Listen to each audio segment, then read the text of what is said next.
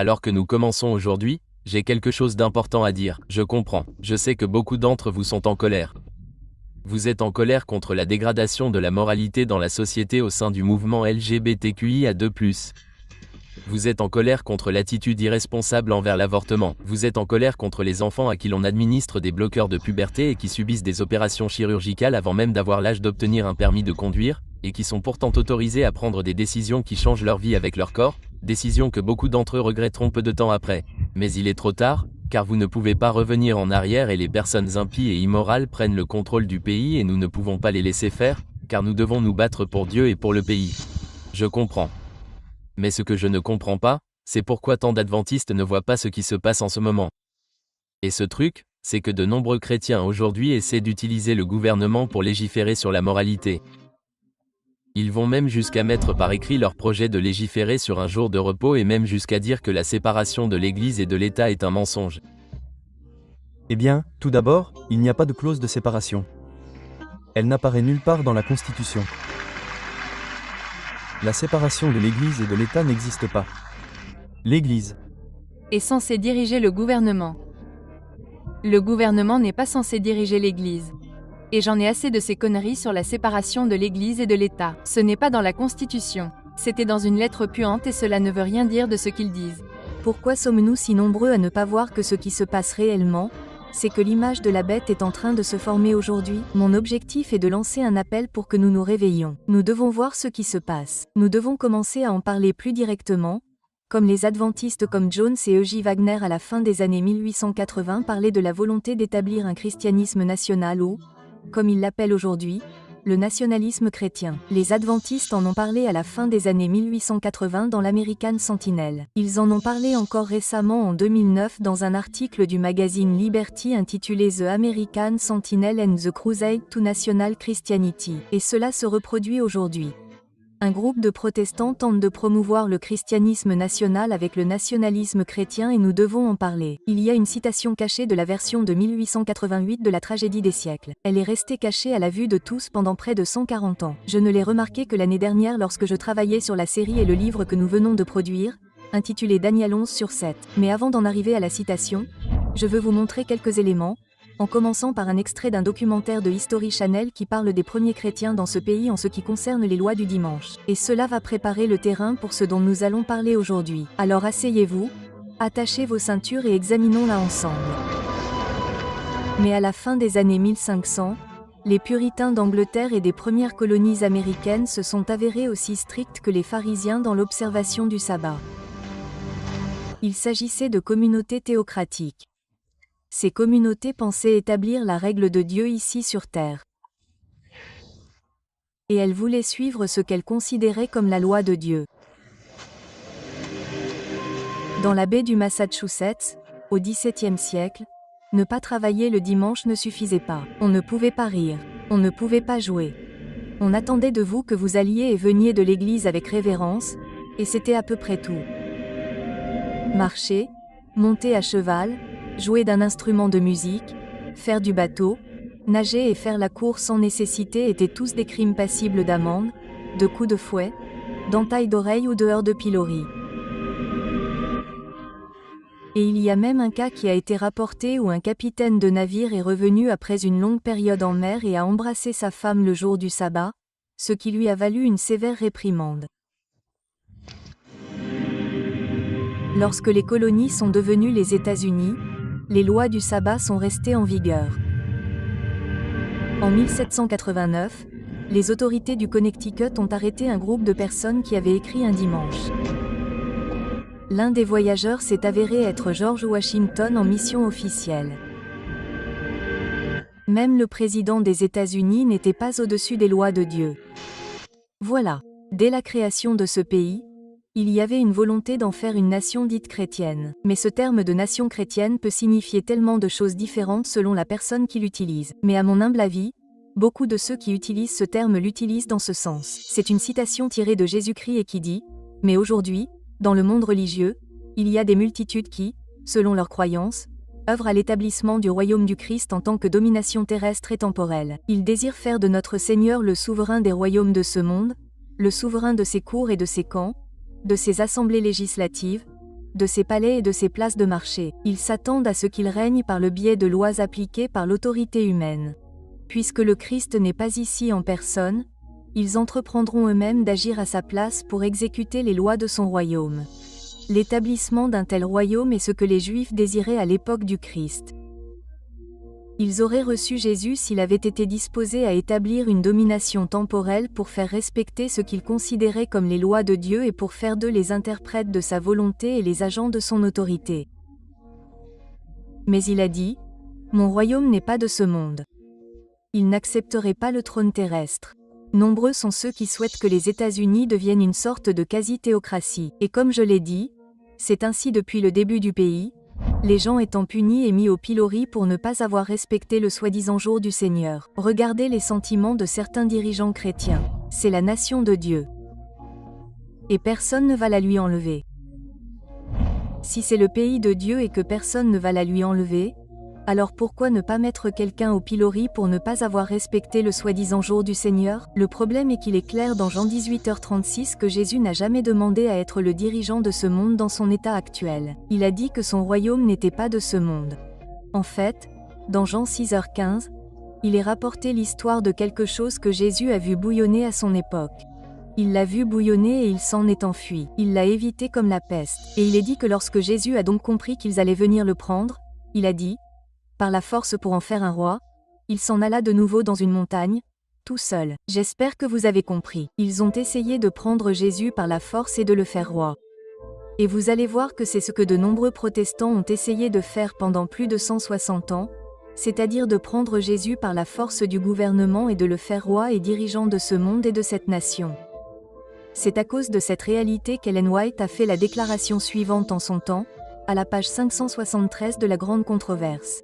Elle dit, « Dans les mouvements actuellement en cours aux États-Unis pour assurer aux institutions et aux usages de l'Église le soutien de l'État, les protestants suivent les traces de Pappus. » Je veux maintenant vous montrer une capture d'écran de cette citation afin que vous puissiez voir ce qu'il y avait dans le texte original de la version de 1888 de la Grande Controverse. Et d'ailleurs, je ne dis pas que la version de 1911 est mauvaise. C'est une déclaration à lire dans la note d'annexe 11. Et cela nous amène à l'annexe. Et c'est là que nous allons passer un peu de temps aujourd'hui.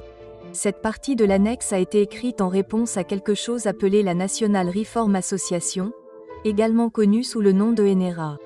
Selon l'annexe de la Grande Controverse, la déclaration d'Ellen White que nous venons de lire était une réponse à la National Reform Association. Elle dit que ces mouvements se manifestent sous diverses formes et de différentes manières. Mais l'organisation qui incarne presque toutes les formes et œuvre par tous les moyens pour atteindre son objectif est la National Reform Association. Elle est née d'une conférence représentant 11 confessions chrétiennes différentes de 7 des États de l'Union. Elle a maintenant le soutien d'hommes éminents de toutes les branches de l'Église de la National Women's Christian Temperance Union, et le Parti de la Prohibition. Il propose de faire amender notre Constitution nationale afin, je cite, de constituer un gouvernement chrétien reconnaissant Dieu comme la source de toute autorité et de tout pouvoir dans le gouvernement civil, le Seigneur Jésus-Christ comme le souverain parmi les nations, sa volonté révélée comme la loi suprême du pays, et plaçant ainsi toutes les lois, institutions et usages chrétiens de notre gouvernement sur une base juridique indéniable dans la loi fondamentale du pays. Ne manquez pas ceci. Premièrement, il est dit qu'ils étaient une conférence représentant 11 confessions différentes de toutes les branches de l'Église. Deuxièmement, ils avaient le soutien d'hommes éminents de toutes les branches de l'Église. Troisièmement, la National Women's Christian Temperance Union et le Prohibition Party étaient fortement impliqués, ce qui signifie que la morale de la société a joué un rôle énorme dans ce mouvement. Quatrièmement, ils voulaient que la Constitution soit amendée.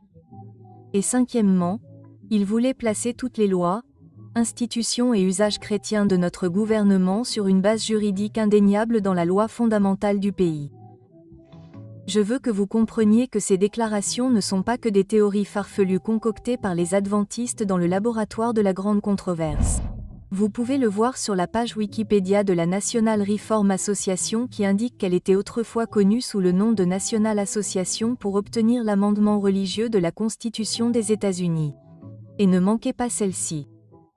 Leur nom d'origine déclarait leur objectif qui était d'amender la Constitution pour ajouter l'amendement suivant. Nous, le peuple, reconnaîtrions Dieu Tout-Puissant comme la source de toute autorité et de tout pouvoir dans le gouvernement civil. Le Seigneur Jésus-Christ, en tant que chef parmi les nations, sa volonté révélée en tant que loi suprême du pays afin de constituer un gouvernement chrétien. C'était la même déclaration de l'appendice de la grande controverse.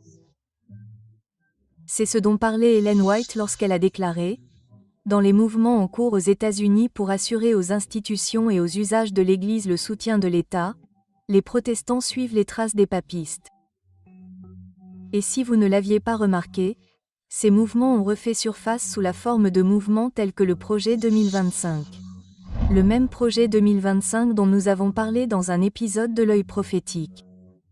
C'est le principe clé du mouvement nationaliste chrétien qui cherche activement à légiférer pour faire du dimanche un jour de culte. Et voyez par vous-même. D'après ce que je comprends du nationalisme chrétien, c'est l'idée que votre nation s'identifie elle-même, se comprend comme chrétienne et qu'elle poursuivrait son bien en tant que chrétienne, ce qui inclurait des politiques qui encourageraient en quelque sorte les gens à aller à l'Église, à rechercher essentiellement les moyens de grâce.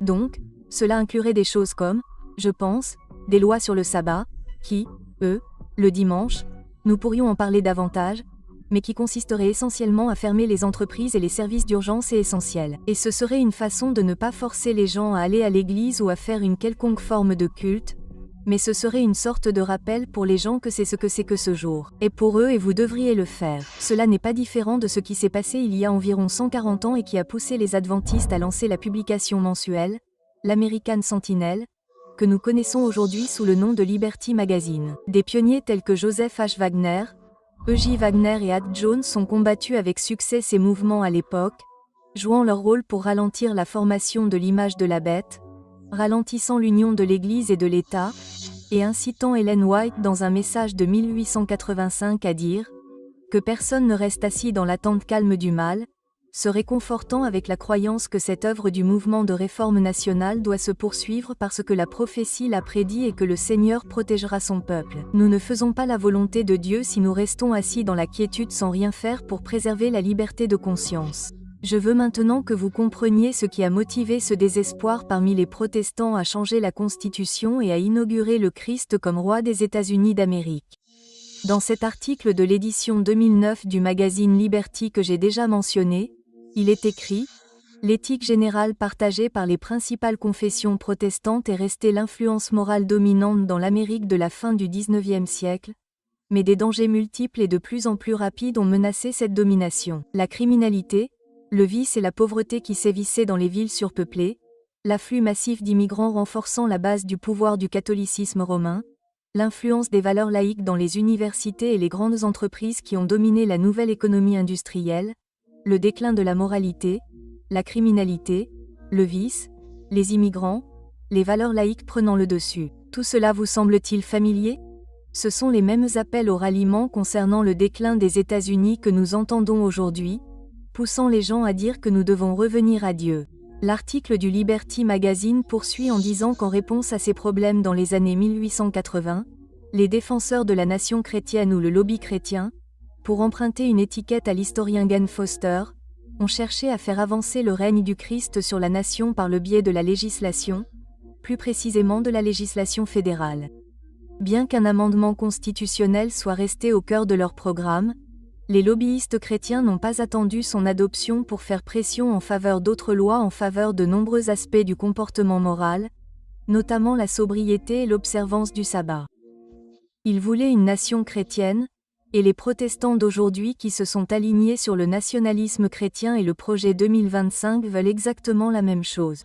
À la fin des années 1880, les réformateurs chrétiens nationaux ont déclaré que le gouvernement devait faire respecter à tous ceux qui viennent parmi nous les lois de la moralité chrétienne. Une autre déclaration, faite par le révérend E. Graham, est que si les opposants à la Bible n'aiment pas notre gouvernement et ses caractéristiques chrétiennes, qu'ils aillent dans une terre sauvage et désolée et, au nom du diable et pour l'amour du diable, qu'ils la soumettent et établissent un gouvernement fondé sur leurs propres idées infidèles et athées. Et puis, s'ils peuvent le supporter, qu'ils y restent jusqu'à leur mort.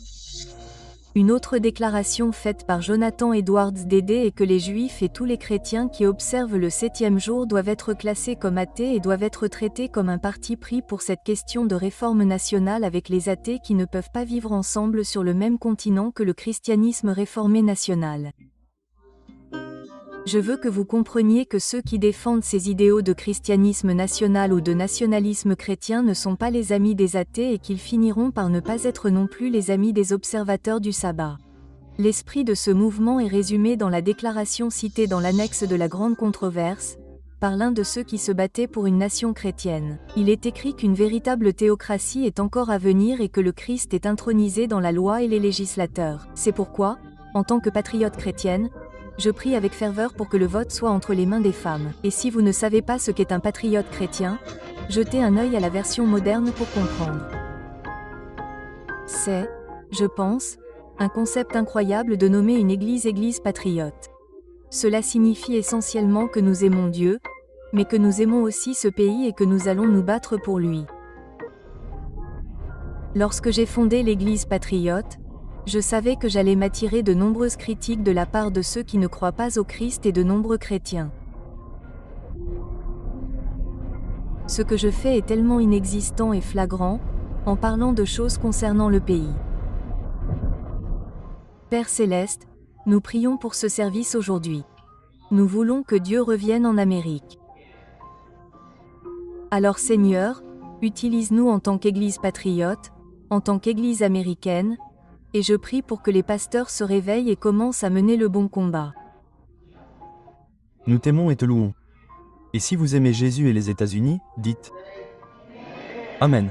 Ce sentiment grandit rapidement dans ce pays, et nous devons y prêter attention. La déclaration de l'annexe de la Grande Controverse poursuit en disant « Le royaume du Christ doit entrer dans le domaine du droit par la porte de la politique. Il y a suffisamment d'hommes de la tempérance dans les partis démocrates et républicains pour prendre possession du gouvernement et nous donner une prohibition nationale dans le parti du futur proche, qui doit être le parti de Dieu.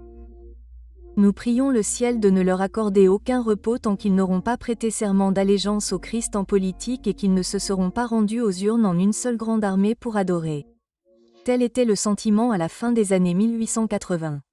Et c'est cet esprit qui a ouvert la voie au sénateur Henry Blair pour présenter un projet de loi sur le repos dominical en 1888. Et nous voici à nouveau avec un groupe de chrétiens qui deviennent de plus en plus puissants et qui cherchent à faire pression pour obtenir exactement la même chose.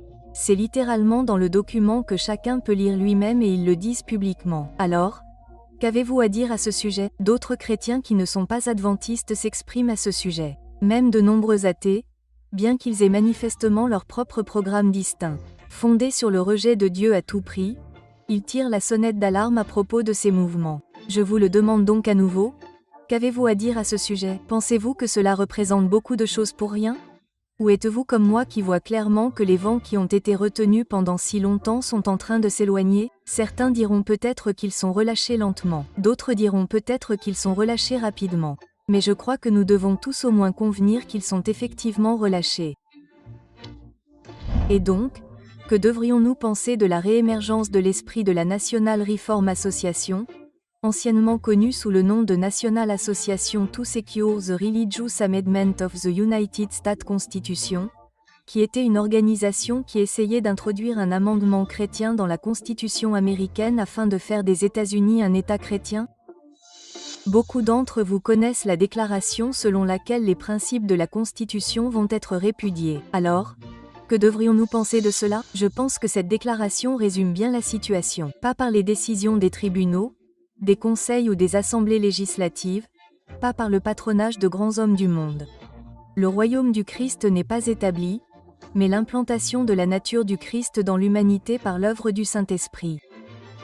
Le Christ cherche avant tout à ce que nous atteignions les cœurs. Je ne pense pas qu'il soit de mon ressort de dire aux gens s'ils doivent voter ou non, ni pour qui ils doivent voter. Mais je sais que nous devons user de notre influence pour empêcher l'émergence de l'image de la bête afin de pouvoir continuer à avoir la liberté de partager l'Évangile. Et si vous avez vu la valeur de cela aujourd'hui, alors je veux vous inviter à dire à l'algorithme de YouTube que c'est important et que vous voulez que ce message soit partagé avec le plus grand nombre possible. Et vous pouvez le faire en aimant la vidéo, en laissant un commentaire sur la vidéo et en la partageant avec d'autres afin que ces pistes numériques puissent atteindre le plus grand nombre d'yeux et d'oreilles possible. Car il est clair pour moi que, tout comme l'indique Apocalypse 13, il voulait dire que les nationalistes chrétiens et les patriotes chrétiens avaient le pouvoir de donner vie à l'image de la bête. Et lorsque cette image sera pleinement formée, elle prendra fin avec la suppression de la séparation de l'Église et de l'État et la suppression de la séparation de l'Église et de l'État. Liberté religieuse. Que Dieu vous bénisse.